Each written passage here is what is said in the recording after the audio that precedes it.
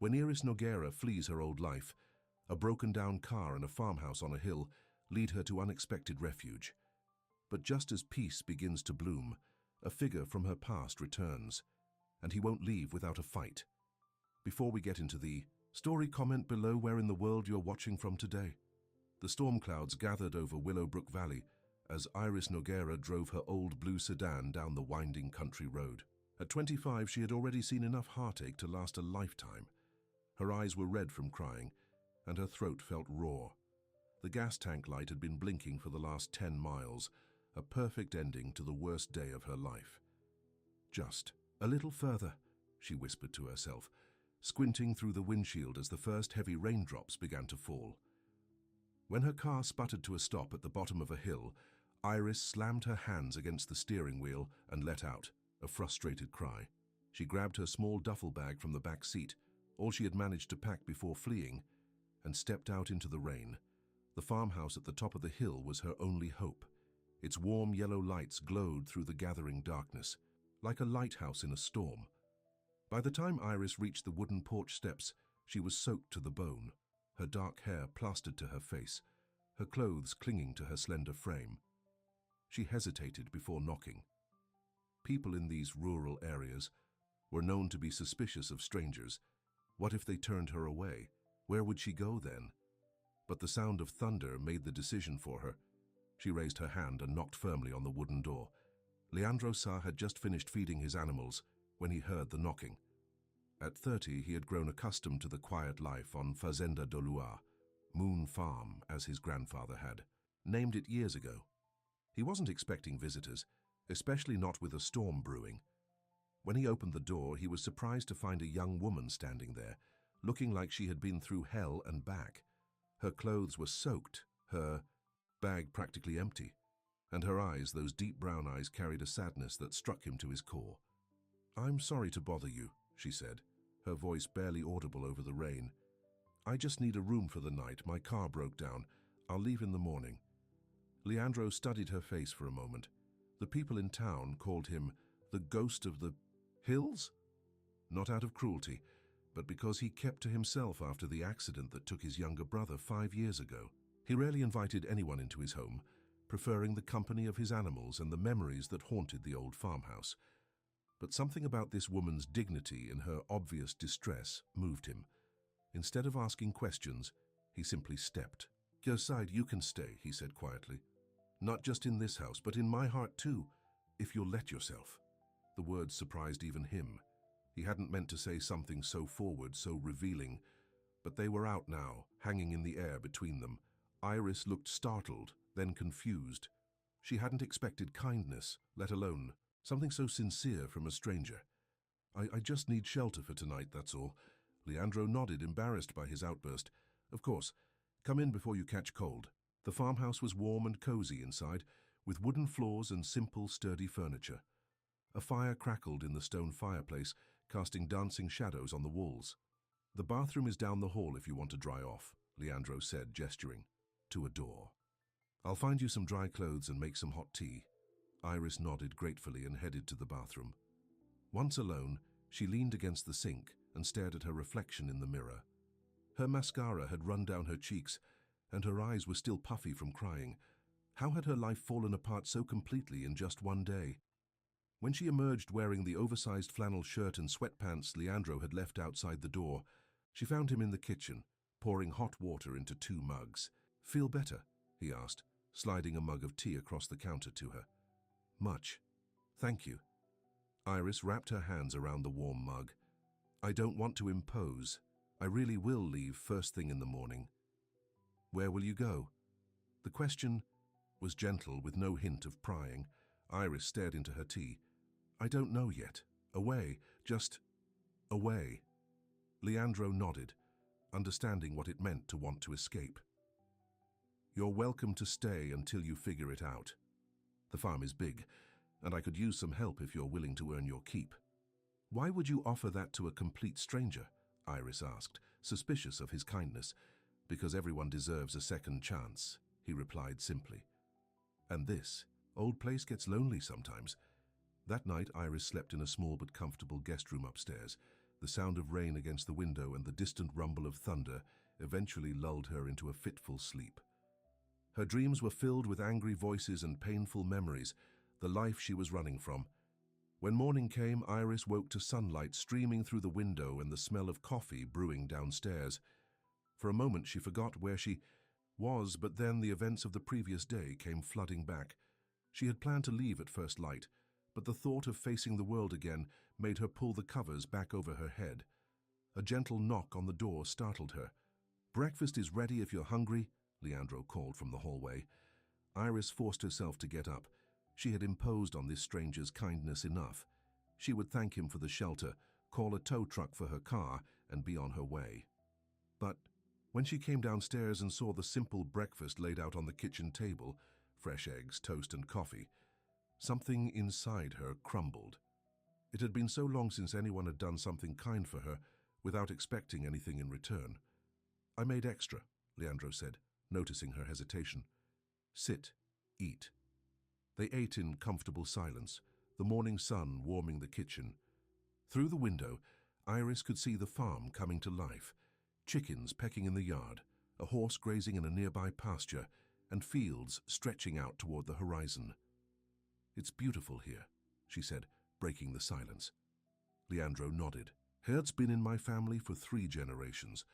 My grandfather built it, my father expanded it, and now it's just me." "You're all alone here?" A shadow passed over his face. "My brother used to help me run the place. There was an accident 5 years ago, farm equipment, he didn't make it." Iris felt a pang of sympathy. "I'm sorry. The town folk started calling me the ghost of the hills after that. I guess I haven't been much for socializing." He shrugged, then looked at her with those quiet, steady eyes. "What about you? What are you running from?" The directness of the question caught Iris off guard. She had been prepared for polite small talk, not this gentle probe into her pain. "How do you know I'm running? Nobody shows up on a stranger's doorstep in the middle of a storm, just looking for a change of scenery." His tone was matter-of-fact, but his eyes were kind.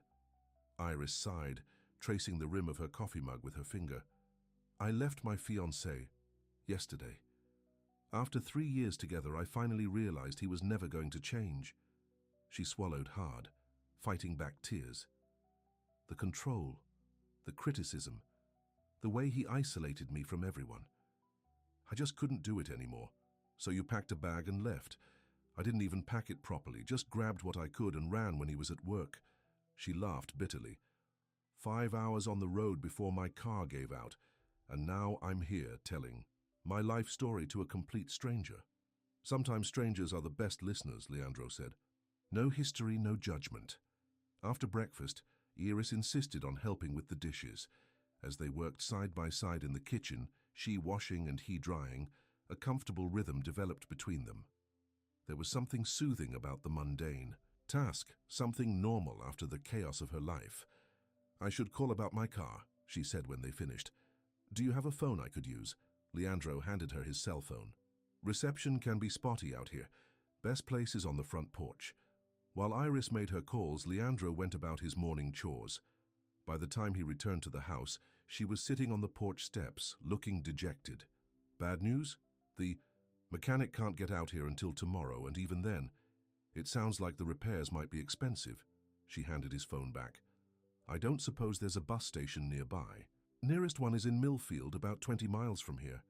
He hesitated, then added, "My offer still stands. You can stay and help around the farm until you figure things out." Iris looked up at him, trying to understand his motives. "Why? Are you being so nice to me?" Leandro leaned against the porch railing, considering his words carefully. "When my brother died, I shut myself away from everything and everyone. This farm became my whole world. But lately I've been thinking that's not what he would have wanted for me." He looked out over the fields. "Maybe helping you is my way of finding my way back." His honesty disarmed her. Iris had spent the last 3 years with a man who turned every conversation into a manipulation, who used her vulnerabilities against her. Leandro's straightforward kindness was so foreign it almost made her suspicious. "I could stay a few days," she finally said, "just until I can get my car fixed and figure out where to go next." "Good," Leandro said with a small smile. I could use help with the herb garden. It's been neglected lately. The next few days fell into an unexpectedly comfortable pattern. In the mornings, Iris helped with the chickens and the small vegetable garden behind the house. In the afternoons, she worked on the herb garden, pulling weeds and trimming back overgrown plants. The physical labor was exhausting but satisfying, allowing her mind to rest from the constant worry about her future. Leandro kept his distance, respecting her space, while still making sure she had everything she needed. He left warm tea on the porch when she worked outside and fixed the broken buttons on her coat without being asked. Small kindnesses that touched her deeply. On the third day, the mechanic finally came to look at Iris's car. The news wasn't good. The engine needed major repairs that would cost more than the old car was worth. I can give you $100 for it as scrap, the mechanic offered. Best I can do. Iris accepted the offer with resignation. The car had been her escape route, and now it was gone. She felt stranded, but strangely, not as panicked as she expected to be. That evening, she sat on the porch swing, watching the sunset paint the sky in shades of orange and pink. Leandro joined her, offering a glass of homemade lemonade. I heard about your car, he said. I'm sorry. Iris shrugged. It was old anyway. I just don't know what to do now.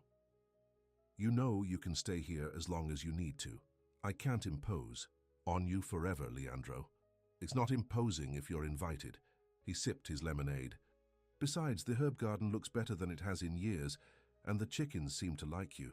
That made her smile. High praise indeed. As dusk settled over the farm, Leandro pointed to a cluster of stars appearing in the darkening sky. My grandfather used to say that when you see the first stars of the evening, it's a good time to make a wish. Do you believe that? I believe in hope, he said simply. Sometimes that's enough. Iris closed her eyes and made a silent wish, not for escape or for her old life back, but for the strength to build something new. The next morning, Iris woke early and went downstairs to start breakfast before Leandro was up. It was the least she could do to thank him for his kindness. She was scrambling eggs when he appeared in the kitchen doorway, looking surprised. You didn't have to do this, he said. I wanted to. She smiled, feeling more at ease than she had in years. Consider it rent. After breakfast, Leandro showed her around the rest of the farm. The property was larger than she had realized, with fields of corn and wheat, a small orchard of apple trees, and a pond nestled in a grove of willows. It's a lot for one person to manage, she observed, as they walked back toward the house. It is, he admitted. I've had to let parts of it go. Can't keep up with everything. What if I helped? Really helped, I mean. Not just with the herb garden, but with running the place. Leandro stopped walking and turned to look at her. Are you serious? I need a job and a place to stay. You need help with the farm. She shrugged. It makes sense. What about your plans to leave? Iris looked out over the farm, the fields golden in the morning light. I'm not ready to face the world yet. Here, I feel safe. The smile that spread across Leandro's face transformed him, erasing the sadness that usually shadowed his eyes. Then it settled. Welcome to Fazenda de Lua, Iris. As the days turned into weeks, Iris found herself settling into life on the farm. She learned to milk the cows, to tell when the vegetables were ripe for picking, and to predict the weather by the way the wind moved through the trees. For the first time in years, she felt useful, capable, and, most surprisingly, at peace. Leandro was a patient teacher, never criticizing when she made mistakes, always ready with a word of encouragement. He began to open up more, telling stories about his childhood on the farm, about his brother Miguel's wild ideas and adventurous spirit, about the dreams they had shared for the future. Miguel always wanted to expand the farm, make it the biggest in the county, Leandro said one evening as they sat on the porch after dinner. He had big plans. And what about you? What were your dreams? Iris asked. Leandro was quiet for a moment. I just wanted this, he said finally, gesturing to the farmhouse, the fields, the setting sun, a place that felt like home, someone to share it with. The simple honesty of his words touched Iris deeply. She had spent so long trying to shape herself into someone her fiancé would approve of, trying to earn love through constant sacrifice, that she had forgotten what it felt like to be accepted just as she was. One morning, as Iris was hanging laundry on the line behind the house, she spotted Leandro near the old oak tree at the edge of the yard. He was building something, hammering and sawing with focused determination. Curious, she wandered over to see what he was working on. It was a swing, a simple wooden seat suspended from one of the strong branches of the oak tree. "What's this?" she asked, running her hand along the smooth wooden seat. Leandro looked almost embarrassed. "You mentioned once that you missed feeling the wind in your hair. I thought maybe—" Iris remembered the conversation. It had been a casual comment about her childhood, about how she used to love swinging so high it felt like flying. She was touched that he had remembered, that he had gone to the trouble of building this for her. "Try it," Leandro urged, stepping back. Iris sat on the swing and Leandro gave her a gentle push. As she swung back and forth, feeling the breeze against her face, a sense of pure joy bubbled up inside her. She laughed, a real, uninhibited laugh that echoed across the farm. Leandro watched her, a smile spreading across his face. In that moment, something shifted between them, a recognition of feelings that had been growing quietly all along. That night, as they sat on the porch watching fireflies dance in the gathering darkness, Iris said quietly, "I never meant to stay this long." Leandro turned to look at her, his eyes serious in the dim light. "Some people stay a lifetime in your heart, even if they only meant to pass through." He hesitated, then added softly, "But I'm asking, stay in mine for real." The words hung, in the air between them, honest and vulnerable. Iris felt her heart racing. For so long she had been running, from her fiancé, from her mistakes, from her own fears. But here, with Leandro, she had found something she wasn't sure she was ready to name yet. "I'm still figuring out who I am without him," she admitted. "I don't want to make the same mistakes again." "I'm not asking for promises," Leandro said. "Just a chance for both of us." Before Iris could respond, headlights cut through the darkness as a car turned into the farm's driveway. They both stood up, startled by the unexpected visitor. The sleek black car seemed out of place on the dusty farm road. When it stopped in front of the house, the driver's door opened, and a tall, well-dressed man stepped out. Iris gasped, her hand flying to her mouth. Daniel. Her fiancé, her ex-fiancé, stood in the driveway, his handsome face set in an expression of determined charm that Iris knew all too well. He was here to take her back, to reclaim what he considered his, and just like that, the peace she had found at Fazenda do Luar was shattered. "Iris, thank God I found you," Daniel said, striding toward the porch with the confident air of a man who always got what he wanted. He was handsome in an obvious way, expensive clothes, perfectly styled hair, and a smile that didn't quite reach his eyes. Iris felt herself shrinking back, her body remembering the need to make herself smaller around him. Leandro sensed her distress and moved slightly closer, a silent reassurance that she wasn't alone. "How did you find me?" Iris asked, her voice barely above a whisper.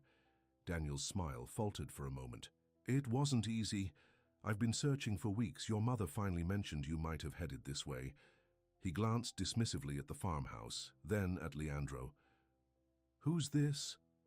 Before Iris could answer, Leandro stepped forward, extending his hand.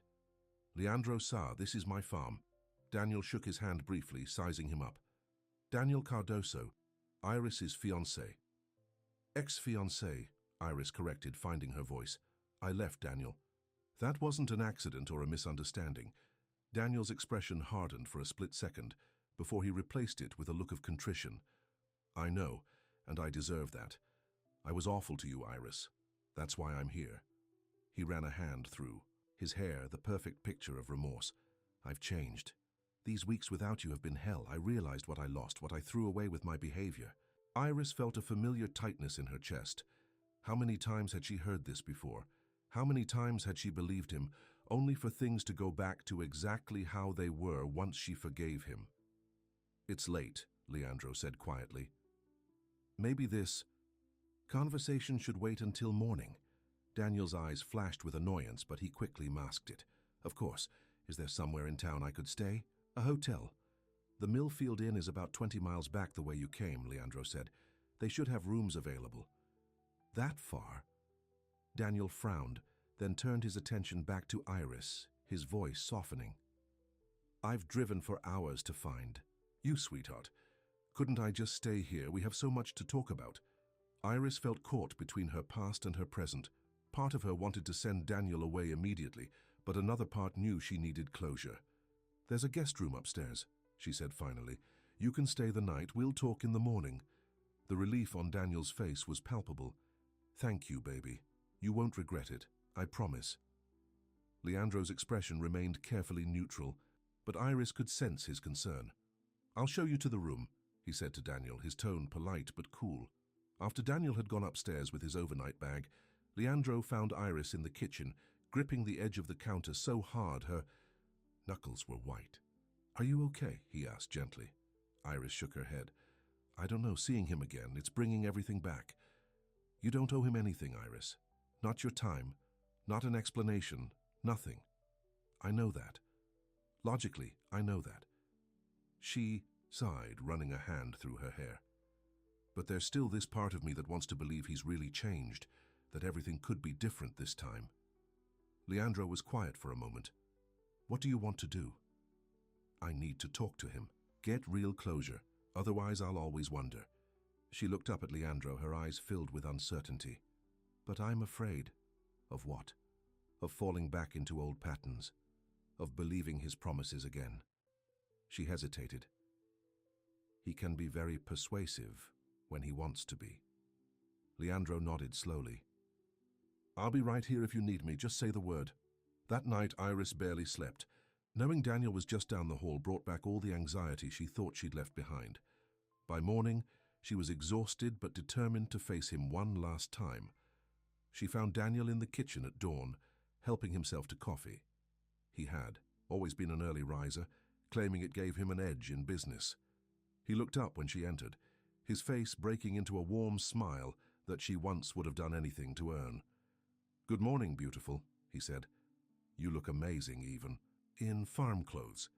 Iris ignored the compliment. Let's go for a walk, we need to talk. They walked in silence toward the pond, the morning mist still clinging to the fields. Iris kept a careful distance between them, crossing her arms over her chest. This place is rustic, Daniel said, looking around at the farm. Very different. From what you're used to. That's exactly why I like it, Iris replied. It's real, honest. Daniel sighed, stopping to face her. I know I hurt you, Iris. I was controlling, jealous, impossible to please. I see that now. Do you? She asked, searching his face. Because in 3 years nothing ever changed. No matter how many times you apologized, this time is different. I've been seeing a therapist. He reached for her hand, and she let him take it, feeling nothing but the memory of what she once felt. I'm doing the work, Iris. I miss you so much. Our apartment feels empty without you. It's not our apartment anymore, Daniel. I'm not coming back. His expression shifted, the charm falling away to reveal a flash of the anger she knew too well. Just when, because of him? That farmer? What can he give you that I can't? Look at this place, Iris. Is this really what you want? Dirt under your fingernails and cow manure on your shoes for the rest of your life? And there it was, the real Daniel appearing, just as she knew he would. This isn't about Leandro, she said firmly. This is about me finally realizing I deserve better than how you treated me. I said I'm changing. Daniel's voice rose, his handsome face flushing with anger. But you haven't changed yet, have you? Iris pulled her hand away. It took less than 5 minutes for you to start belittling me again. Daniel ran his hands through his hair in frustration, then took a deep breath, visibly trying to regain control. I'm sorry. I'm just upset. The thought of losing you for good. You already lost me, Daniel. The day I walked out. Your mother misses you, he said, changing tactics. She calls me every day asking if I've heard from you. And your job at the gallery, they're holding your position, but they can't wait forever. The mention of her mother sent a pang of guilt through Iris. She had called once to let her know she was safe, but hadn't shared where she was staying. Her relationship with her mother had always been complicated, made worse by her mother's unwavering support of Daniel, despite Iris's unhappiness. "I'll call Mom," she said, "but I'm not coming back to the city, and I'm not coming back to you." Daniel's jaw tightened. "Is it money? I can buy you a place out here if you want country living so badly. Somewhere nicer than this with modern amenities." Iris shook her head, a sad smile on her face. "You still don't understand. I don't want your money or your gifts or your promises. I want peace. I found that here." "With him," Daniel spat. "With myself," Iris corrected. "For the first time in years, I'm figuring out who I am without someone telling me who I should be." They had reached the pond, the surface still and mirror-like in the early morning light. Iris stared at their reflections in the water, herself standing tall and firm, Daniel tense and poised to argue. "I want you to leave after breakfast," she said quietly. "I wish you well, Daniel. I hope you do change for your own sake. But whatever happens, it won't change my decision." The drive back to the farmhouse was silent. Iris could practically feel Daniel's mind working, trying to find the right words, the right angle to change her mind. But something had shifted inside her. Seeing him again had confirmed what she already knew. There was nothing left for her in that life. When they reached the house, Leandro was on the porch, splitting firewood. He straightened up as they approached, his eyes finding Iris's, silently asking if she was okay. She gave him a small nod. "I'll make some breakfast," she said, heading inside, needing a moment alone to collect herself. In the kitchen, she busied herself with scrambling eggs and toasting bread, trying to ignore the tension she could feel radiating from the porch, where Daniel and Leandro remained. Through the window, she could see them talking, Daniel gesturing emphatically while Leandro stood with his arms crossed, his expression unreadable. A few minutes later, Leandro came into the kitchen. "Everything okay?" he asked, keeping his voice low. "I told him to leave after breakfast," Iris replied. "What did he say to you?" Leandro's mouth twitched in what might have been amusement. "He offered to buy my farm." "What?" Iris nearly dropped the spatula she was holding. "Said he'd pay. Double what it's worth if I'd stop interfering in his relationship." Iris felt a surge of anger. That's so like him, thinking he can buy anything or anyone. "I told him this farm isn't for sale," Leandro said simply. "And neither are you." The breakfast was as tense as Iris expected it to be. Daniel made one last attempt to change her mind, painting a glowing picture of their future together. The new apartment he was looking at, the promotion he was in line for, the vacations they could take. "I even bought tickets to Paris for Christmas," he said. "You always wanted to see Paris." "I hope you can get a refund," Iris replied gently. "My answer is still no." After breakfast, Daniel reluctantly packed his bag and prepared to leave.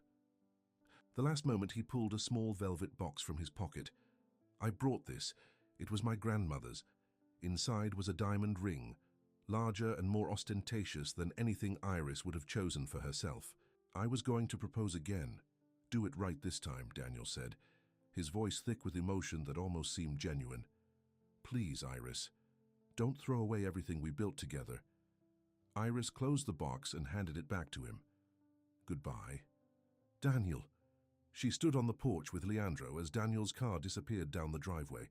When the dust had settled, she let out a long breath, feeling as though a weight had been lifted from her shoulders. "Are you okay?" Leandro asked. Iris nodded. "Better than I expected. It was good to see him again, actually. It reminded me of why I left." "And you're sure about your decision?" "Completely." She turned to look at him, really look at him. His kind eyes, the quiet strength in his face, the way he always seemed to know when to speak and when to just be present. "I meant what I said to Daniel. I've found peace here." Leandro smiled, and together they walked back into the farmhouse. What weeks that followed were busy ones on the farm. The harvest season was approaching, and there was much to be done. Iris threw herself into the work, finding satisfaction in the physical labor and the tangible results of her efforts. The herb garden flourished under her care, and she began experimenting with drying herbs and making simple remedies as Leandro's grandmother had once done. Leandro taught her to drive the tractor, to recognize when the corn was ready for picking, to predict rain by the smell in the air. Their days fell into a comfortable rhythm, working side by side from sunrise until dusk, then sharing quiet evenings on the porch or by the fireplace. They didn't speak of Daniel's visit or of the feelings growing between them. It was as if they had silently agreed to give Iris time to heal, to be sure of her heart before taking the next step.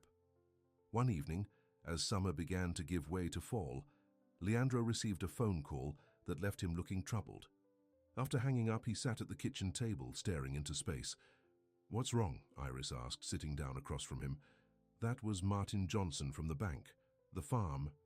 He hesitated. "There's a problem with the mortgage." Iris felt her stomach drop. What kind of problem? "After Miguel died, things got tight. I had to take out a second mortgage to keep the place running." He ran a hand over his face.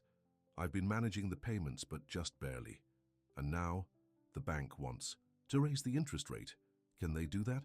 It was in the fine print, apparently. He looked around the kitchen, his eyes filled with a mixture of anger and despair. "This farm has been in my family for 3 generations. I can't be the one to lose it." Iris reached across the table and took his hand. "We'll figure something out together. This isn't your problem, Iris." "Yes, it is," she said firmly. "You took me in when I had nowhere to go. Let me help you now." The next day, they drove into town to meet with Martin Johnson at Millfield Community Bank. The banker was apologetic but firm. The terms of the loan allowed for an interest rate adjustment, and there was nothing he could do. "Unless you can refinance," he suggested, "but for that you'd need at least $20,000 for a down payment." Leandro's face fell. That kind of money was far beyond what the farm could generate, especially with harvest still weeks away. As they drove back to the farm, Iris was quiet, lost in thought. She had a small savings account from before she met Daniel, money she had carefully hidden away in case she ever needed to escape. It wasn't 20,000, but it was something. "I have some money," she said suddenly. "About $8,000. "It's not enough, but—" "No," Leandro interrupted. "I can't take your money, Iris." "It's not taking if I'm offering," she argued. "We could be partners, officially." The idea hung in the air between them. Partners. The word carried weight, implications beyond just financial arrangement. "I need to think about it," Leandro said finally. That night, they sat on the porch swing as the sun set, the air cool with the promise of autumn. The swing had become their favorite spot, a place for quiet conversations and comfortable silences. "Why did you build this swing?" Iris asked suddenly. "The real reason." Leandro looked at her, surprised by the question. "I told you. You said you missed feeling the wind in your hair. But it was such a small thing, a passing comment. Most people wouldn't even remember it, let alone go to the trouble of building something." He was quiet for a moment, gently pushing the swing with his foot. "When Miguel died, I stopped seeing the beauty in things. The farm became just work. Endless chores, problems to solve, bills to pay." He glanced at her. "Then you showed up on my doorstep, soaking wet and trying so hard to be brave, and something woke up inside me." Iris felt her heart racing. "What was it?" "Hope, I think. The swing—" He shrugged, looking slightly embarrassed. "I guess I wanted to give you a moment of joy, and maybe find some for myself, too." The simple honesty of his words moved her deeply. Daniel had given her expensive gifts, jewelry, designer clothes, weekend trips, but always with strings attached, always as a way to control her. Leandro had built her a swing because he wanted to see her smile. "I don't just want to be your business partner," she said softly. "I want—" She was interrupted by the sound of a car coming up the driveway, headlights cutting through the gathering darkness. For a moment, she feared Daniel had returned, but this was a different car, a small familiar sedan that made her gasp. "That's my mother's car," she said, standing up. "What is she doing here?" Helena Noguera stepped out of the car, looking as put together as always in her tailored suit and pearls. At 55, she was still strikingly beautiful, with the same dark hair and eyes as Iris, though her expression was harder, more guarded. "Iris?" she called, walking toward the porch. "Thank goodness, I've been so worried." Iris went down the steps to meet her mother, feeling a mixture of joy and apprehension. They had always had a complicated relationship, made worse by her mother's. unwavering support of Daniel, despite knowing how unhappy Iris was. "Mom, what are you doing here?" Iris asked as her mother embraced her. "Looking for you, of course. Daniel told me where you were." Helena held her daughter at arm's length, examining her critically. "You look different, thinner. Are you eating properly?" "I'm fine, Mum. Better than fine, actually." Iris gestured toward Leandro, who had come to stand beside her. "This is Leandro Sa. It's his farm. Leandro, this is my mother, Helena Noguera." Leandro extended his hand. "It's nice to meet you, Mrs. Noguera." Helena shook his hand briefly, her smile not quite reaching her eyes. "So you're the one who's been keeping my daughter away from her family." "Mom," Iris said sharply, "that's not fair. I chose to stay here." Helena's expression softened slightly. "I'm sorry, dear. It's been a difficult few weeks. Daniel has been beside himself with worry, and I've been calling hospitals thinking the worst." "I called you when I left," Iris reminded her. "I told you I was safe." A 30-second call after 3 weeks of silence. What was I supposed to think? Helena looked around at the farm with barely concealed disdain. "And now I find you living in the middle of nowhere with a complete stranger." "Maybe we should go inside," Leandro suggested, his voice calm despite Helena's rudeness. "It's getting cold out here." In the warm light of the farmhouse kitchen, Helena looked even more out of place, her designer clothes and perfect makeup a stark contrast to the simple rustic surroundings. "Would you like some tea, Mrs. Noguera?" Leandro offered. "No, thank you, I won't be staying long." Helena turned to Iris. "I've come to take you home, sweetheart. This little adventure has gone on long enough." Iris felt her old insecurities rising up, the familiar feeling of being treated like a child unable to make her own decisions. "I am home, Mom. I live here now." Helena raised an eyebrow. "You live on a farm? You who complained about getting dirt under your nails when we went camping? Who cried when your designer shoes got wet in the rain?" "People change," Iris said firmly. "I've changed." "Daniel is devastated," Helena continued as if Iris hadn't spoken. "He told me everything, how he's been in therapy, how he realizes his mistakes. He loves you, Iris. He's willing to forgive this phase you're going through." "Forgive me?" Iris's voice rose in disbelief. "He's the one who needs forgiveness, not me." "Relationships take work, dear. You can't just run away when things get difficult." "It wasn't difficult, Mom. It was toxic. He controlled every aspect of my life. What I wore, who I saw, how I spent my time. Iris struggled to keep her voice steady. "Do you know why I only called you once after I left? Because I knew you'd take his side. You always do." Helena's face hardened. "That's not fair, Iris. I just want what's best for you." "No, you want what you think is best for me." "There's a difference." Iris took a deep breath. "I'm happy here, Mom. For the first time in years, I'm actually happy." Leandro, who had been quietly watching the exchange, spoke up. "Mrs. Noguera, I know this is a difficult situation, but Iris is an adult. She's making her own choices, and she's doing really well here. She's skilled, hard-working, and has a natural way with plants that I've rarely seen."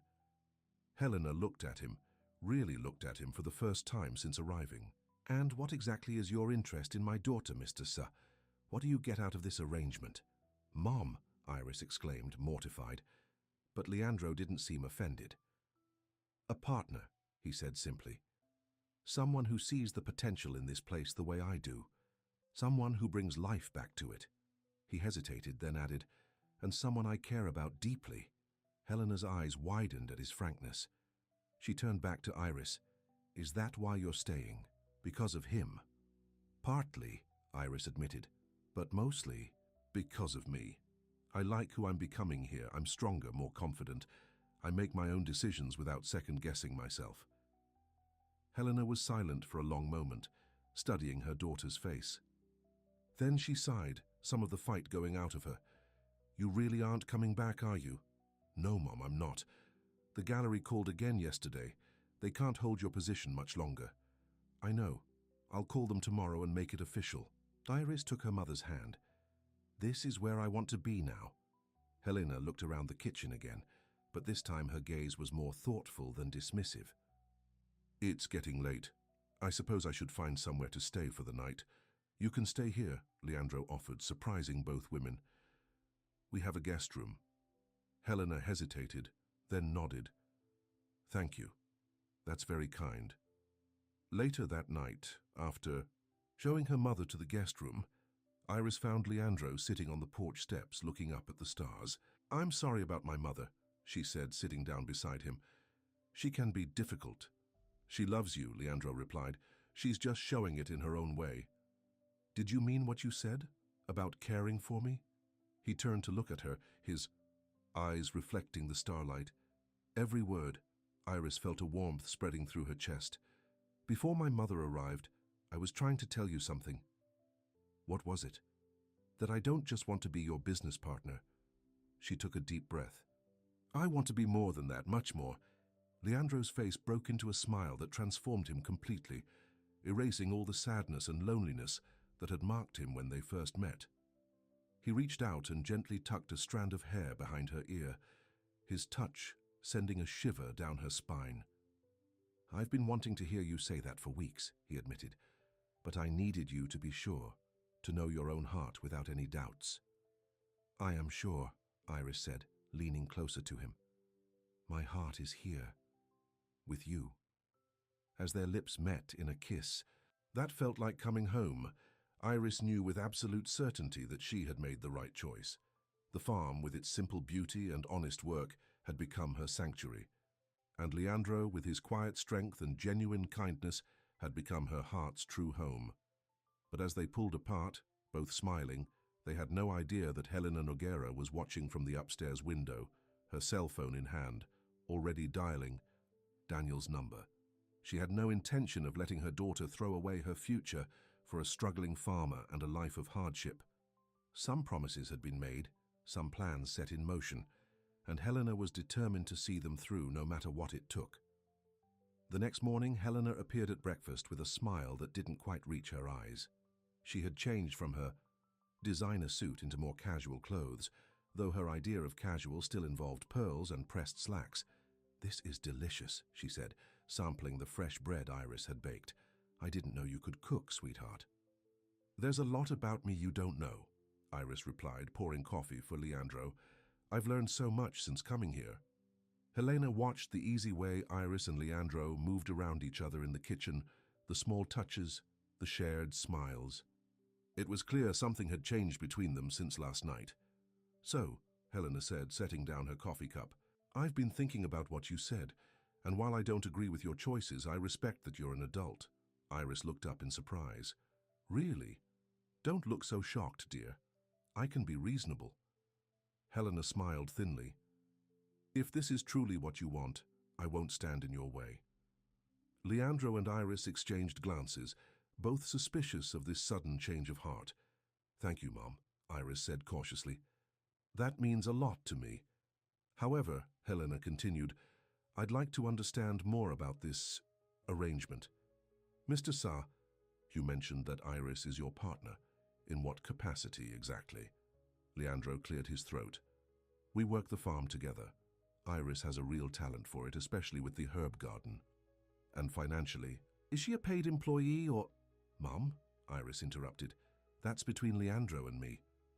I'm just concerned about your future, darling. What happens if things don't work out? Do you have any legal protection? Any stake in this property? Leandro's expression remained calm, but Iris could see the tension in his shoulders. We've been discussing a more formal partnership, he said. The details aren't finalized yet. Helena nodded, looking satisfied. Well, I'm glad to hear that. After all, Iris deserves security. After breakfast, Helena announced she needed to run into town for a few things. I'll be back in a couple of hours, she said, kissing Iris on the cheek. Maybe we could have dinner together tonight, just the two of us. I'd like a chance to really talk. Sure, Mom, Iris agreed, surprised by the gesture. That would be nice. As soon as Helena's car disappeared down the driveway, Iris turned to Leandro. What was that about? She never gives in that easily. Maybe she's genuinely trying to understand your choice, Leandro suggested, though he didn't sound convinced. Or maybe she's up to something. Iris sighed. I should have known it was too good to be true. While Helena was gone, they went about their daily chores. There was always work to be done on the farm, animals to feed, fences to mend, crops to tend. But today there was a new lightness between them, small touches and lingering glances that spoke of their changing relationship. As they worked together in the barn, Leandro paused, leaning on his pitchfork. "Did you mean what you said last night? About wanting to be more than business partners?" Iris smiled, stepping closer to him. "I did. I do. Even with all the farm's problems, the mortgage, the uncertainty. Problems can be solved," she said simply. "What matters is that I feel at home here with you." Leandro reached out, brushing a strand of hair from her face.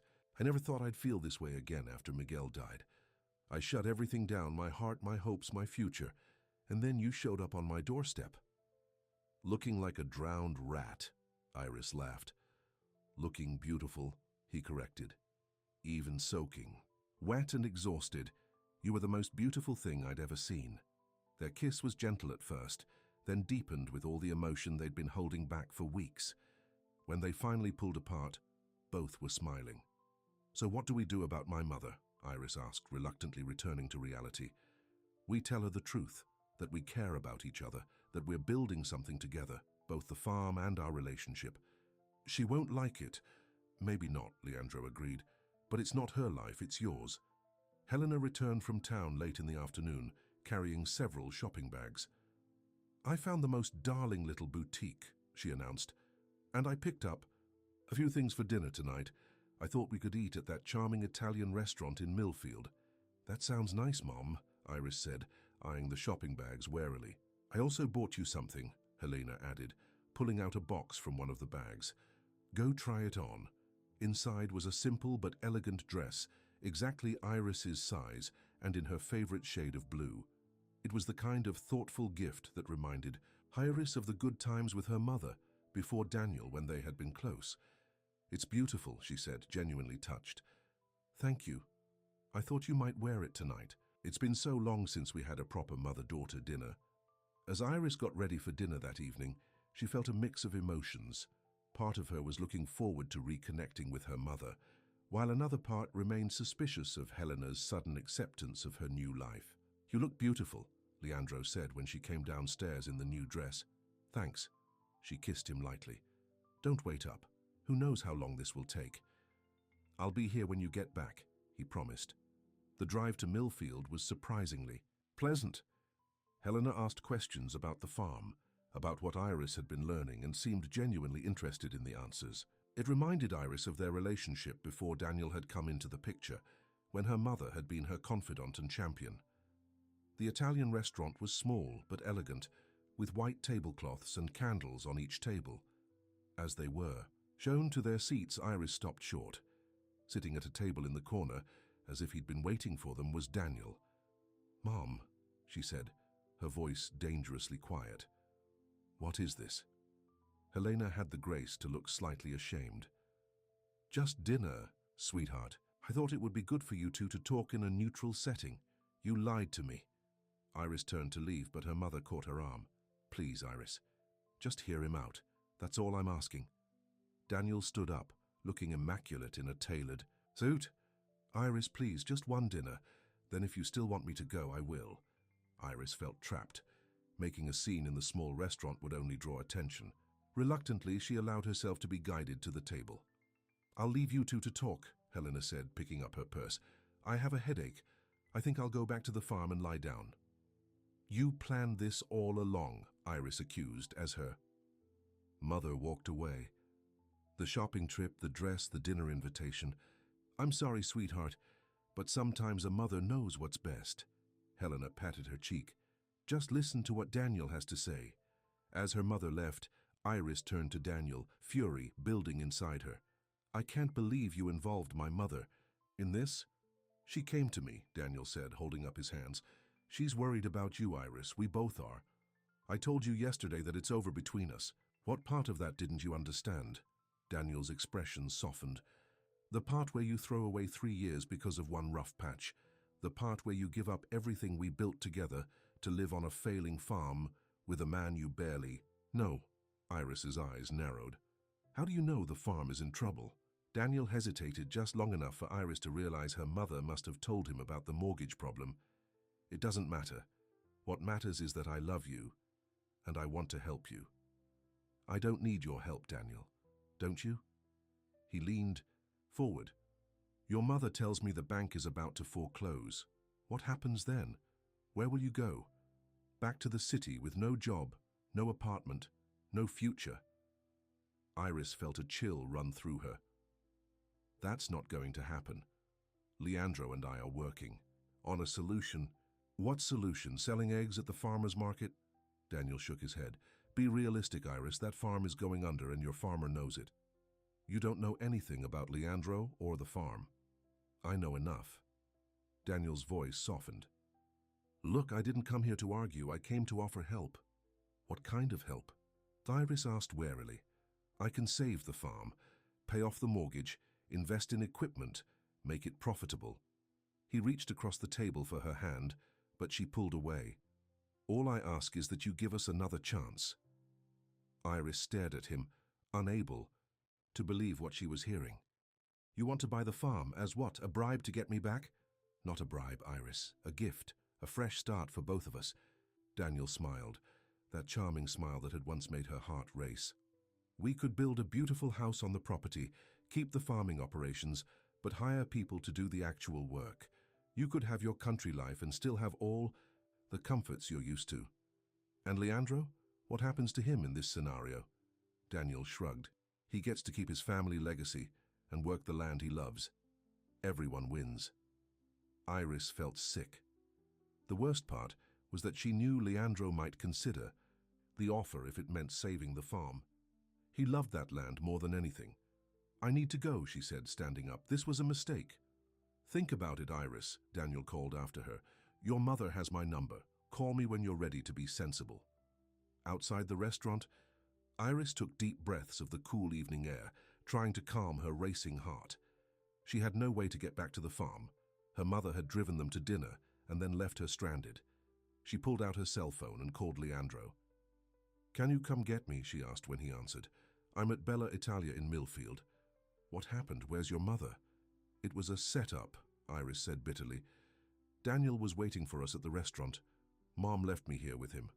I'm on my way, Leandro said, his voice tight with anger. Wait inside, it's getting cold. No, Iris replied firmly. I'll wait outside. I need the air.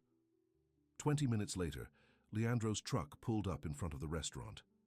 Iris climbed in, feeling a wave of relief at the sight of his familiar face. Are you okay?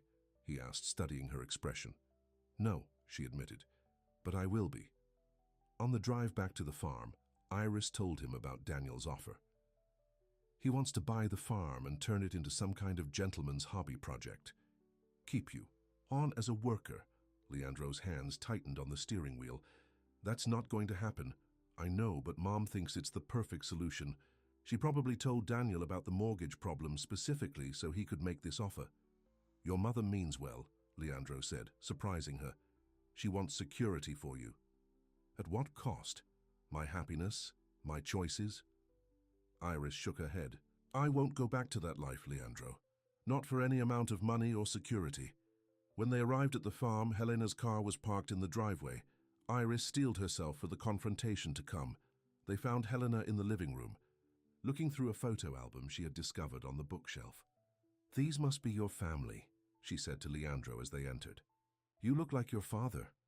Mom, how could you? Iris demanded, ignoring the attempt at casual conversation. You deliberately set me up. Helena closed the album with a sigh. I was trying to help, Iris. Daniel has a solution that would benefit everyone. Except it's not what I want, Iris snapped. I don't want Daniel and I don't want his money. Then what do you want? Helena asked, exasperated. To spend the rest of your life struggling to keep this place afloat. To wake up every day wondering if this will be the day the bank takes it all away. Yes, if that's what it takes. Iris's voice rose with emotion. Because at least it would be real. At least it would be my choice. My life. Not one someone else. Designed for me. Leandro, who had been quietly watching the exchange, finally spoke. Mrs. Noguera, I understand your concerns. The farm is facing financial difficulties, that's true. But Iris and I are working on solutions that don't involve selling our souls or our freedom. Such as? Helena challenged. We're expanding the herb garden into a commercial operation, Iris explained. Leandro's grandmother used to make herbal remedies that were famous in the region. We found her recipes, and we're going to start producing them again. And we're converting part of the property into a pick-your-own-orchard, Leandro added. There's demand for that kind of experience in this area. Helena looked skeptical. And how much will all this cost to set up? Where is the money coming from? I have savings, Iris said. And Leandro has been approved for a small business loan. It's not enough to pay off the mortgage completely, but it buys us time to get these new ventures off the ground. It's a risk, Helena pointed out. What Daniel is offering is a sure thing. Life is a risk, Mom, Iris said softly, but some risks are worth taking. Helena studied her daughter's face, then looked at Leandro. Something in their expressions, the determination, the unity, the quiet confidence, seemed to give her pause. You really believe in this, don't you? She asked Iris. In him, in this place. With all my heart, Iris replied without hesitation. Helena was silent for a long moment, then sighed deeply.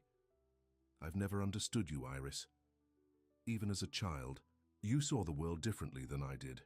She looked around the farmhouse, taking in the worn but comfortable furniture, the shelves lined with books and family photos, the overall sense of home. I always wanted certainty for you, security. I know, Mom, and I love you for that, but what I need now is your support, not your protection. Helena stood up, smoothing her slacks with a habitual gesture. I should go. It's getting late, and I have a long drive back to the city.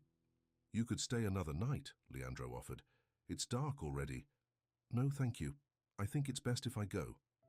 Helena picked up her purse. Iris, could you walk me to my car? Outside, the night was clear, and cold stars scattered across the sky like diamonds on black velvet. Helena looked up at them for a moment, then turned to her daughter. He loves you, she said quietly. I can see it in the way he looks at you. I love him too, Mom. Helena nodded, accepting this truth, even if she didn't fully understand it. Your father would have liked him, you know. He always said you had his spirit, too independent for your own good. The mention of her father, who had died when Iris was 16, brought unexpected tears to her eyes. I miss him. So do I, sweetheart. Helena hugged her daughter tightly. I just want you to be happy. I'm not sure I believe this life will make you happy, but I'll try to respect your choice. That's all I'm asking, Iris said, returning the embrace. As Helena's car disappeared down the driveway, Iris felt a weight lift from her shoulders. Whatever happened next, with the farm, with Leandro, with her future, at least she was facing it on her own terms. When she went back inside, Leandro was waiting for her in the kitchen, 2 mugs of hot chocolate on the table. Everything okay? He asked. Getting there, Iris replied, sitting down across from him. She's trying in her own way. And Daniel? Do you think he'll give up now? Iris shook her head. Not likely. He doesn't handle rejection well, and he always gets what he wants, or at least he always has before. Leandro reached across the table and took her hand. We'll face whatever comes next together. I promise you that. The days that followed were busy ones on the farm. Harvest season was in full swing, and every moment of daylight was precious. Iris and Leandro worked from dawn until dusk, bringing in the crops that would see them through the winter and provide income to keep the farm running. They also began implementing their plans for the future. Iris cleaned out the old workshop behind the house, turning it into a space for producing herbal remedies. Leandro marked out the area for the pick-your-own-orchard and began preparing the soil for spring planting. In the evenings, they sat at the kitchen table with papers spread out before them, budgets, timelines, marketing plans. It was hard work, filled with uncertainties, but they faced it together with determination and hope. A week after Helena's visit, Martin Johnson from the bank called with unexpected news. The bank was willing to restructure Leandro's loan with better terms, lower interest rate, longer repayment period. What changed their mind? Leandro asked, surprised by this sudden reversal of fortune. Someone made a sizable deposit toward your principal, Martin explained. It reduced the overall risk of the loan significantly.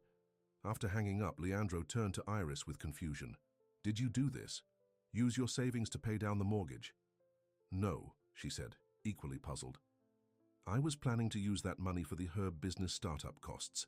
They looked at each other, both coming to the same realization. "My mother," Iris said. "It has to be." That evening, Iris called Helena. "Did you make a payment on Leandro's mortgage?" she asked without preamble. "I have no idea what you're talking about," Helena replied, but there was a smile in her voice that gave her away. "Mom, I don't know what to say. Thank you. Doesn't seem enough. Consider it an investment in your happiness," Helena said softly, "and in your future." "Does this mean you accept my choice? My life here with Leandro?" Helena sighed. "I'm trying, sweetheart. It's not the life I would have chosen for you, but it's your life to choose." The conversation left Iris feeling lighter than she had in years. Her mother's gesture, however reluctant, was a kind of blessing, an acknowledgement of her independence and her right to make her own way. That night, as she and Leandro sat on the porch swing watching the sunset, Iris shared her feelings of hope and possibility. "For the first time, I feel like everything might actually work out," she said, leaning against his shoulder. "It will," Leandro promised, his arm around her. "We'll make it work." The moment was interrupted by the sound of a car coming up the driveway, a familiar black sedan that made Iris's heart sink. "Daniel." "What is he doing here?" she murmured, sitting up straight. Leandro's expression hardened. "I'll handle this," he said, starting to stand. "No." Iris put a hand on his arm. "We'll handle it together." Daniel stepped out of his car, looking immaculate. As always, not a hair out of place despite the long drive from the city. But there was something different about him, a tension in his shoulders, a hardness in his eyes, that Iris recognized as the anger he usually kept carefully hidden. "I thought I'd find you here," he said as he approached the porch. "Still playing farmer, I see."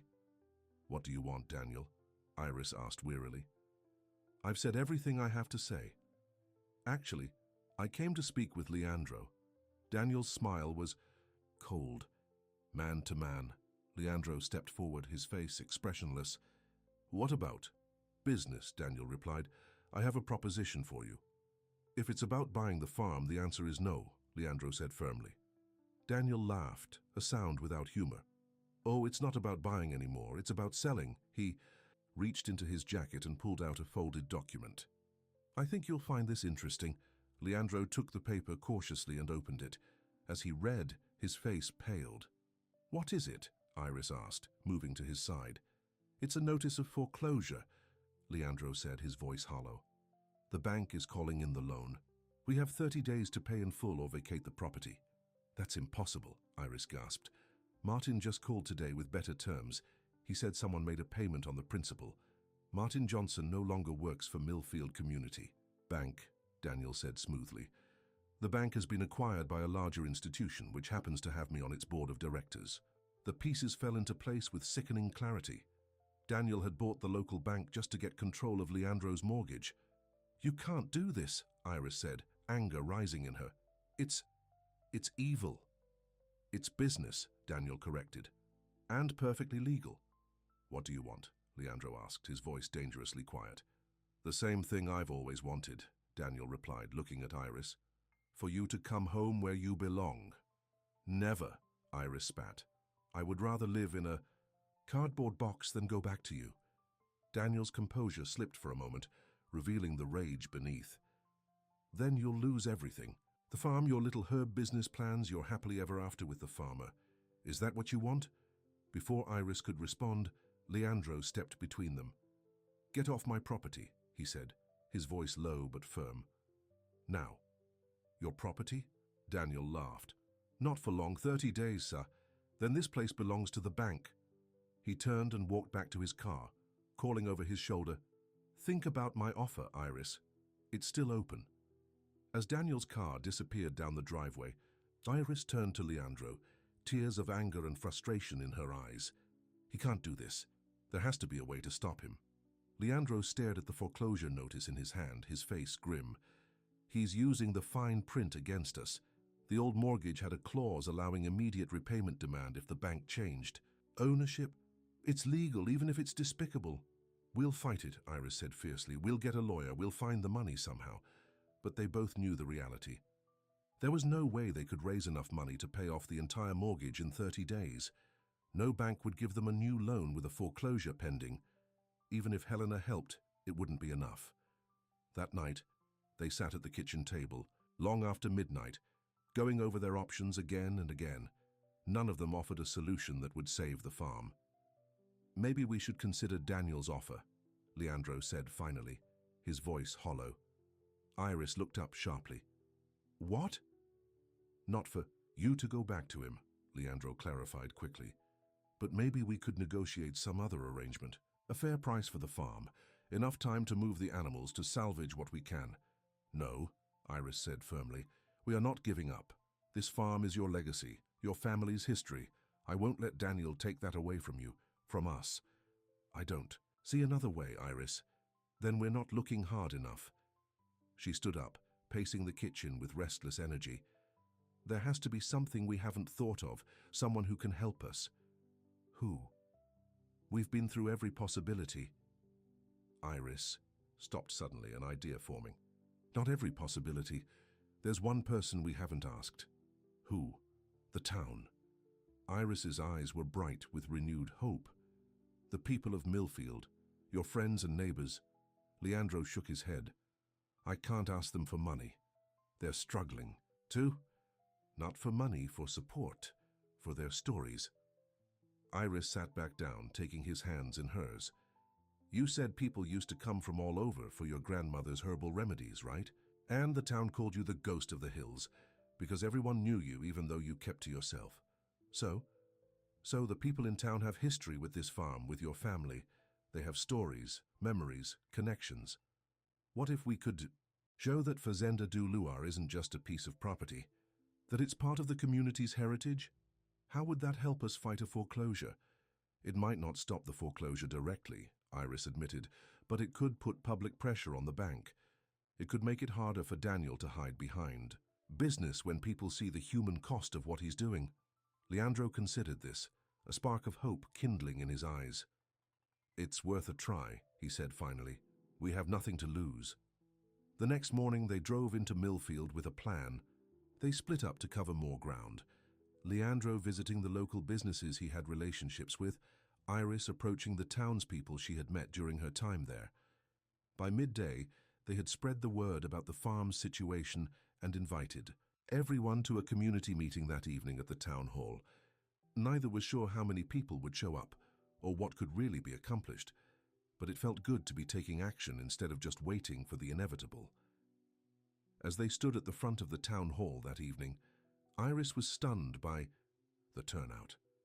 Nearly everyone in Millfield had come, farmers, shopkeepers, teachers, even the mayor. People Leandro had known his whole life, people who had watched him grow up, people who remembered his parents and grandparents. I didn't expect so many, Leandro whispered, visibly moved by the show of support. They care about you, Iris replied, squeezing his hand, more than you realized. When Leandro stood to explain the situation, the room fell silent.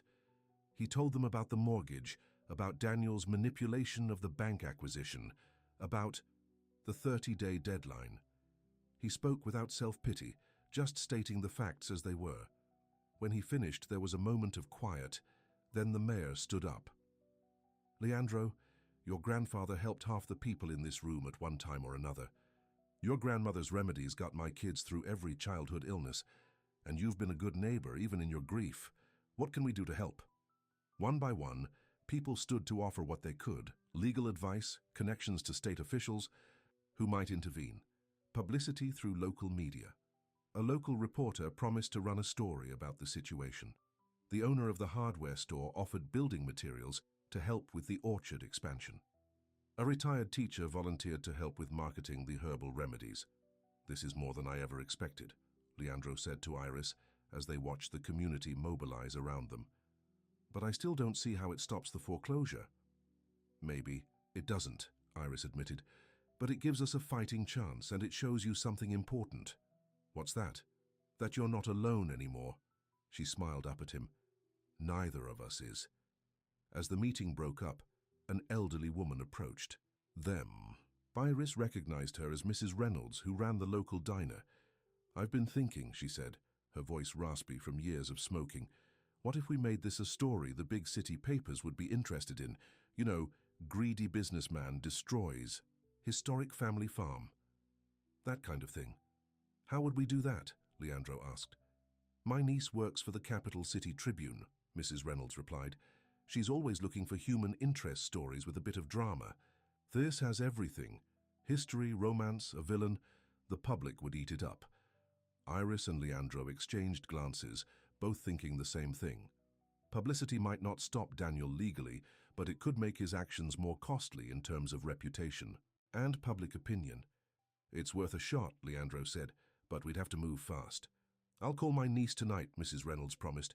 "She'll be here tomorrow to interview you both." As they drove back to the farm that night, a new sense of possibility had replaced their earlier despair. They might not win, but they would fight, not just for themselves, but for the community that had rallied around them. "Whatever happens," Leandro said as they turned onto the farm's driveway, "I'm grateful for today, for seeing how much people care. And for knowing we're not facing this alone," Iris added. The headlights of their truck swept across the farmhouse, revealing a figure sitting on the porch steps. As they got closer, Iris recognized her mother. "Mom?" she called, climbing out of the truck. "What are you doing here?" Helena stood up, looking unusually disheveled for a woman who prided herself on always being perfectly put together. "I came as soon as I heard about Daniel and the bank." "Why didn't you call me?" "How did you find out?" Leandro asked, joining them. "Daniel called me," Helena admitted. "He thought I'd be on his side, that I'd help convince Iris to accept his offer." "And are you?" Iris asked warily. "On his side?" Helena's expression hardened. "After what he's done? Absolutely not. I may have wanted you to come home, Iris, but not like this. Not through blackmail and manipulation." The admission surprised both Iris and Leandro. "So what happens now?" Iris asked. Helena straightened her shoulders, a determined look in her eyes. "Now we fight back. Daniel isn't the only one with connections. I've already called your father's old law partner. He's looking into options for challenging the foreclosure." For the first time in days, Iris felt a genuine spark of hope. With her mother on their side, with the town rallying around them, with their own determination to keep fighting, maybe, just maybe, they had a chance. As they went inside to bring Helena up to speed on their plans, none of them noticed the dark. Seddon parked just beyond the farm's entrance, its driver watching the farmhouse with cold, calculating eyes. Daniel had expected resistance, had even anticipated the town's support, but Helena's defection was an unexpected complication.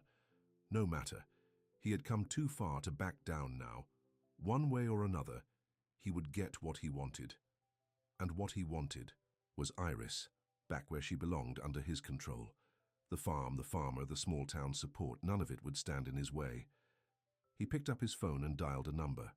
"Hey, it's me," he said when the call connected. "We need to move to Plan B. How quickly can you get here?" The answer seemed to satisfy him.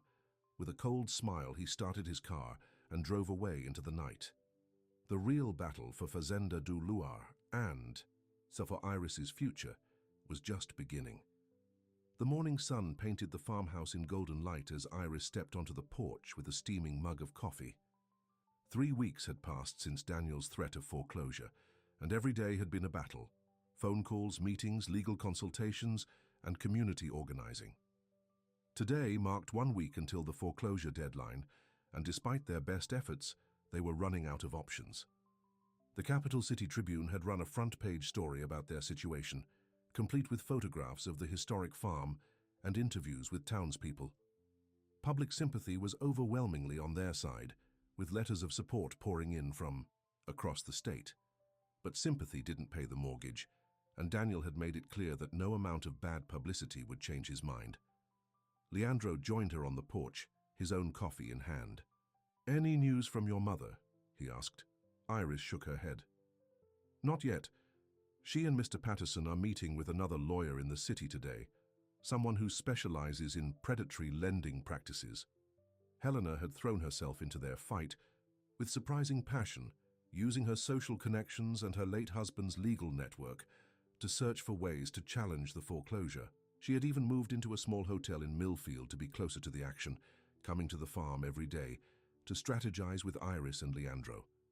It was a side of her mother that Iris had never seen before, determined, resourceful, and fiercely protective. For the first time in years, they were truly working together instead of at cross purposes.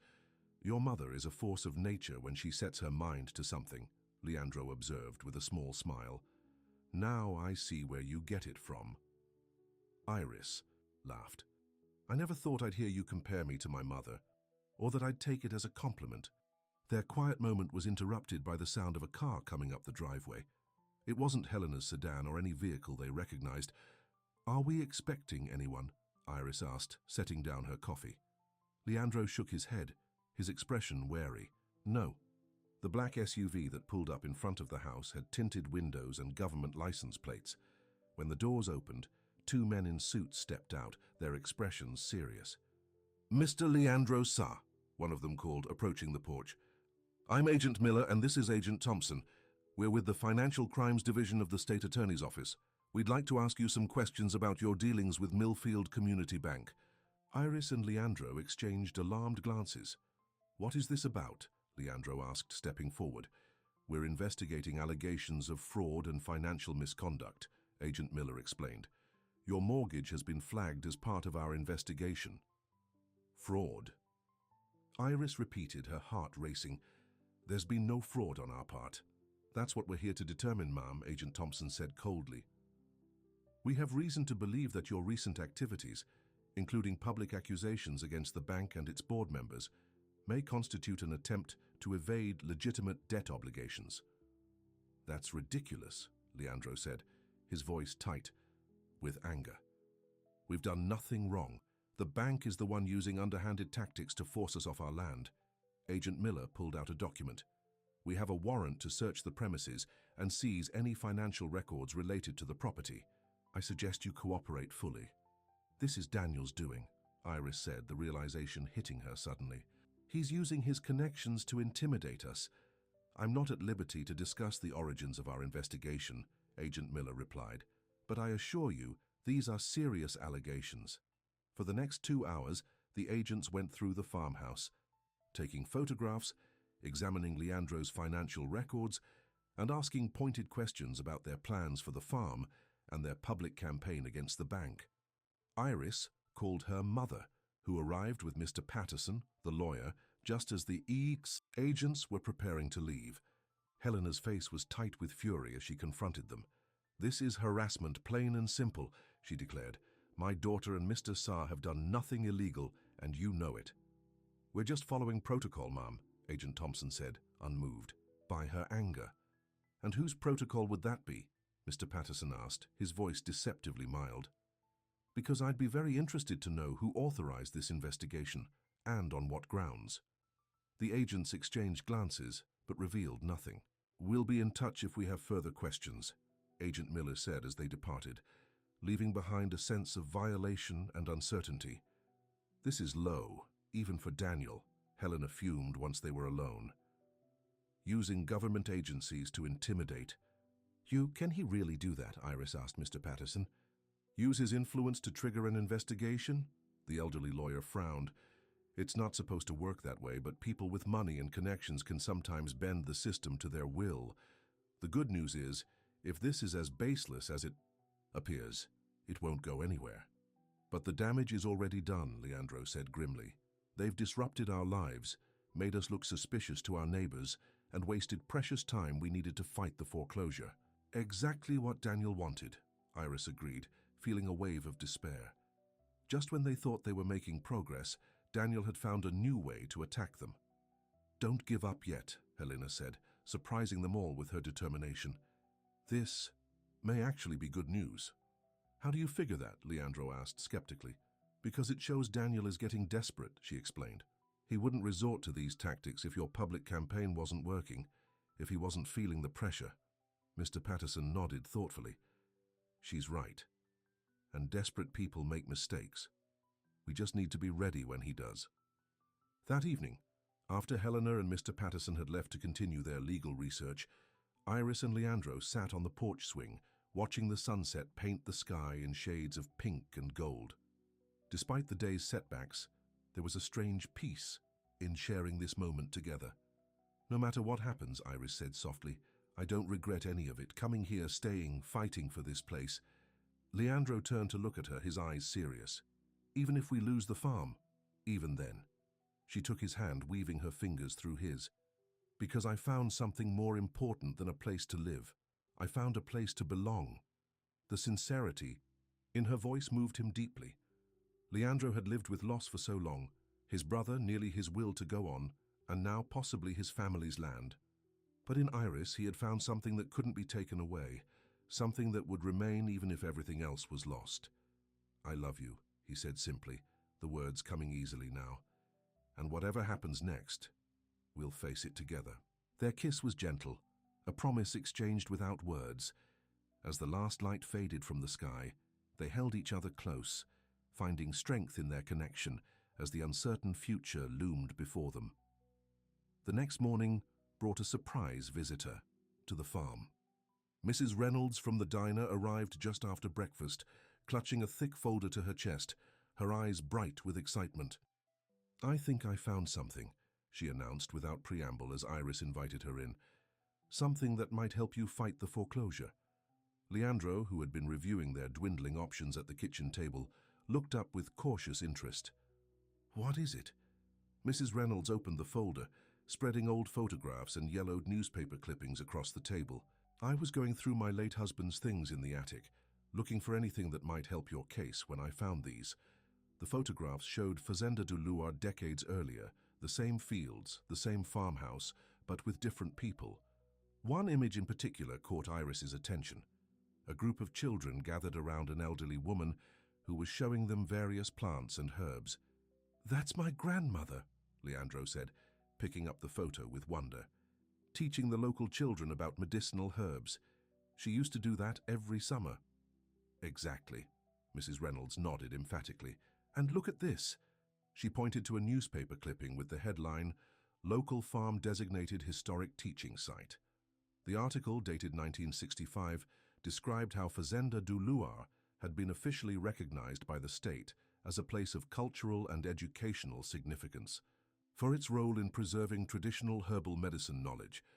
I don't understand, Iris said, studying the article. What does this mean for us? Mrs. Reynolds smiled triumphantly. It means this farm isn't just a piece of property. It's a designated historic site with protected status. If that designation was never officially revoked, and I don't believe it was, then there are special rules about how it can be sold or foreclosed upon. Leandro stared at her in disbelief.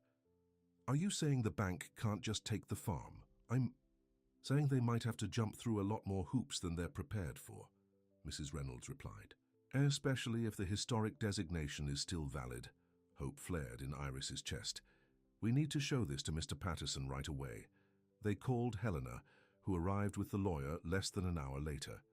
Mr. Patterson examined the documents. With growing excitement, this could be exactly what we need, he said, looking up at them with a smile. If the farm has protected status as a historic teaching site, the foreclosure process becomes much more complicated. The bank would need approval from the State Historical Commission, and they'd have to prove that the foreclosure wouldn't jeopardize the site's historical significance. Can they do that? Leandro asked. Not easily, Mr. Patterson replied. Especially not with the community rallying around you and the media attention you've received. The commission would be under significant public pressure to protect the site. So this could stop the foreclosure? Iris asked, hardly daring to believe it. It could certainly delay it, possibly for months. And during that time, we might be able to secure alternative financing or negotiate a settlement. The lawyer gathered the documents carefully. I need to verify if this designation is still legally valid, but if it is, Daniel and his bank have a serious problem on their hands. The next few days were a whirlwind of activity. Mr. Patterson confirmed that the historic designation had never been formally revoked and filed an emergency petition with the State Historical Commission to review the foreclosure proceedings. Helena used her social connections to arrange a meeting with the commission's chairperson, while the local newspaper ran another story about the farm's historical significance. With just 3 days left until the foreclosure deadline, they received notice that the State Historical Commission had agreed to review their case and had issued a temporary stay on any action regarding the property. "That's not a victory yet," Mr. Patterson cautioned when they gathered in the farmhouse kitchen to discuss the development. "But it buys us time, and time is what we needed most." "Daniel won't be happy," Iris said, knowing how he reacted when his plans were thwarted. "Let him be unhappy," Helena replied with uncharacteristic fierceness.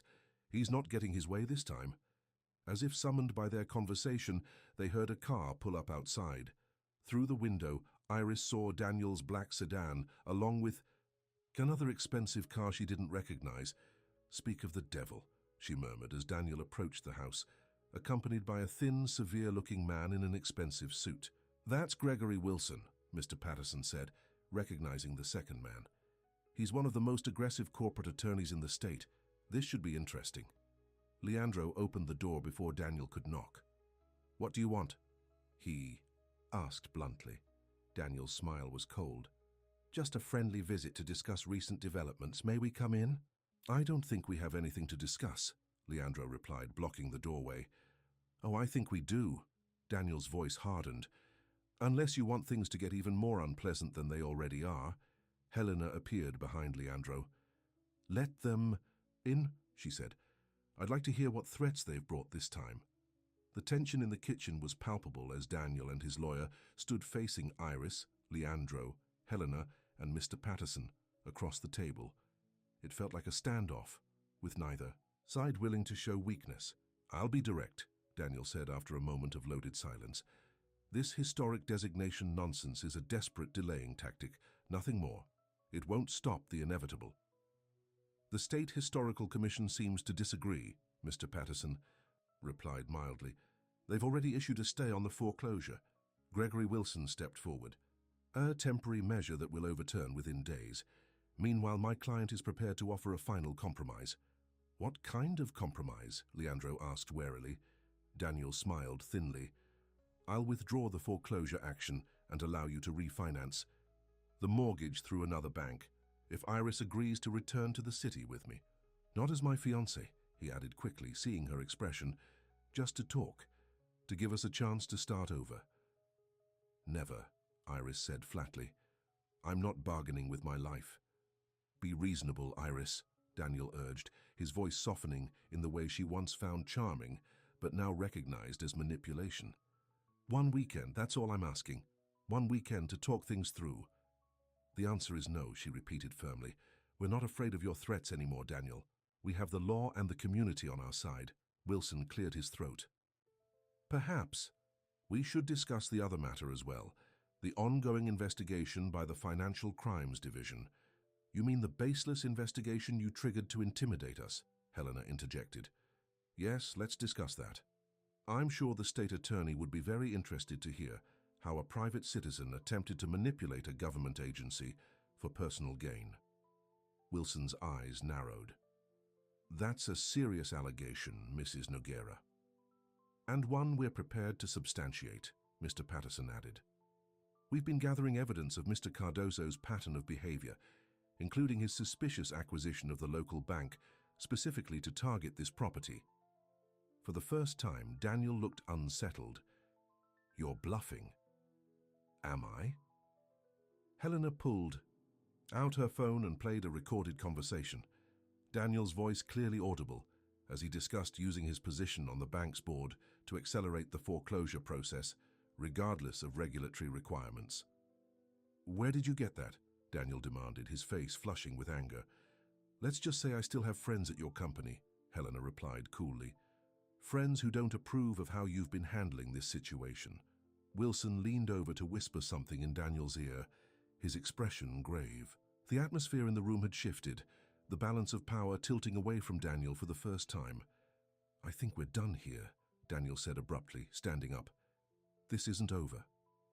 "Yes, it is," Iris said quietly but firmly. It's been over. Since the day I walked away. I just wish you could accept that and move on with your life, Daniel. For a moment, something like genuine pain flashed across Daniel's face. A glimpse of the real person beneath the polished exterior, but it was quickly replaced by cold anger. "You'll regret this," he said, turning to leave. "Both of you." After they had gone, a collective sigh of relief filled the kitchen. "That recording," Leandro said, turning to Helena with newfound respect. "Was it real?" Helena's smile was enigmatic.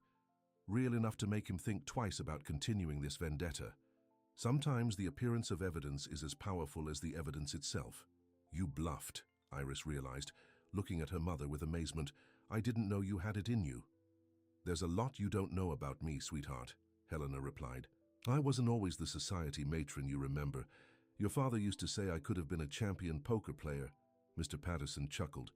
"The question now is whether Daniel will fold or raise the stakes.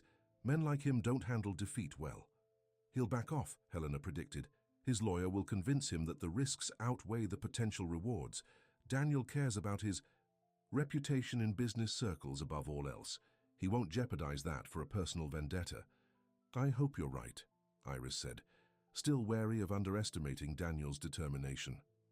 The next day proved Helena right. They received formal notification that the foreclosure action had been withdrawn and the bank was willing to renegotiate the mortgage terms under the supervision of state banking regulators. "I can't believe it," Iris said, reading the letter again as if expecting the words to change. "We actually won." "Not quite yet," Mr. Patterson cautioned. "We still need to secure the new mortgage terms and make sure they're fair.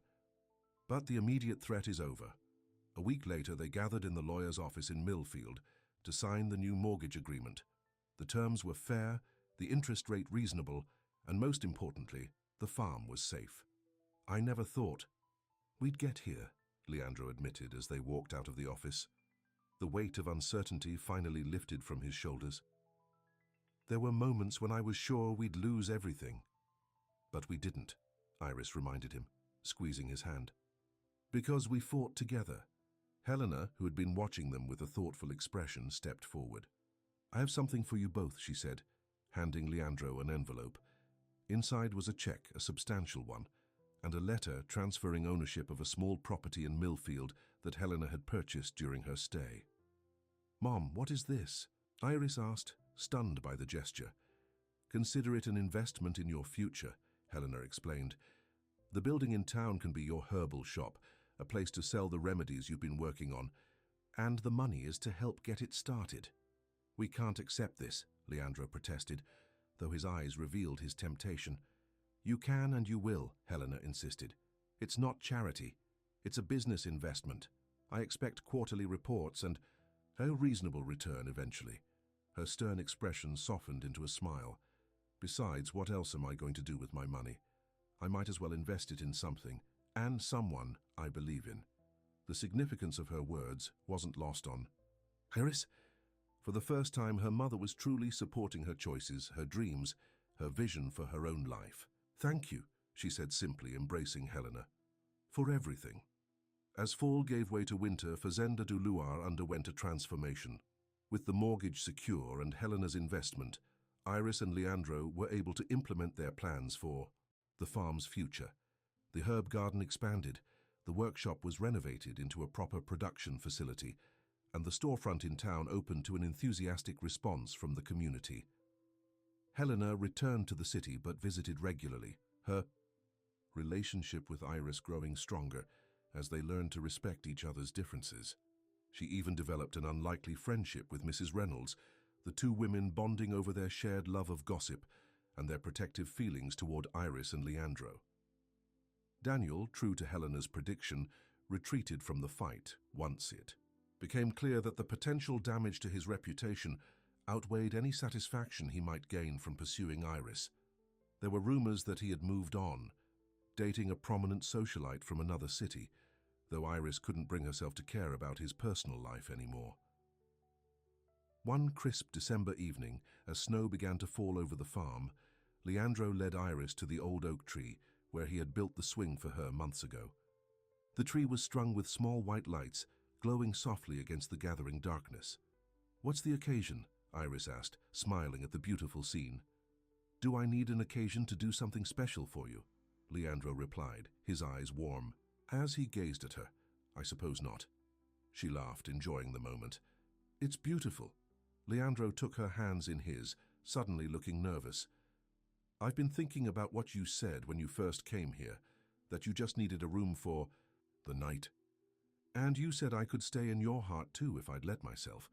Iris remembered, her voice soft with the memory. Pretty forward for a first meeting. "I meant it, though. Even then." He reached into his pocket and pulled out a small wooden box hand-carved with delicate patterns. "And I mean this now. Inside the box was a simple ring, not a diamond, but a band of silver with a small moonstone that caught the light from the tree. It was my grandmother's," Leandro explained, his voice steady despite the emotion in his eyes. "The farm is named for it, Fazenda do Luar Moon Farm, because she always said the moonstone reminded her that even in darkness, there's always light if you know where to look." Iris felt tears gathering in her eyes as she understood what was happening. "Iris Nogueira," Leandro continued, taking the ring from its box, "you came here looking for shelter for one night and ended up saving not just this farm, but me. You brought light back into my life when I thought it was gone forever." He paused, his eyes never leaving hers. "Will you marry me? Be my partner in everything for the rest of our lives?" "Yes," Iris whispered, her heart so full she could barely speak. "Yes, of course I will." As he slipped the ring onto her finger, snow continued to fall around them, each flake catching the light from the tree like tiny stars. Iris thought back to that stormy night when she had arrived at Fazenda do Luar, soaked and desperate, with nowhere else to go. She had asked for so little, just a room for the night, a brief respite from her troubles. Instead, she had found everything she never knew she needed, strength she didn't know she possessed, a community that welcomed her, a purpose that fulfilled her, and a love that saw her completely and cherished her exactly as she was. "When do you want to tell everyone?" Leandro asked as they walked back to the farmhouse, hand in hand through the gently falling snow. "Soon," Iris replied, leaning against his shoulder. "But tonight, let's keep it just for us." In the distance, the farmhouse glowed with warm light. A beacon in the winter evening, not just a house anymore, but a home. Not just a room for the night, but a place in her heart forever. As they reached the porch, Leandro stopped and pulled her close for a kiss that held all the promise of their future together. A future they had fought for and won against all odds. "Welcome home," he whispered against her lips, and Iris knew that finally, after all her searching and running, she had truly found where she belonged. The end.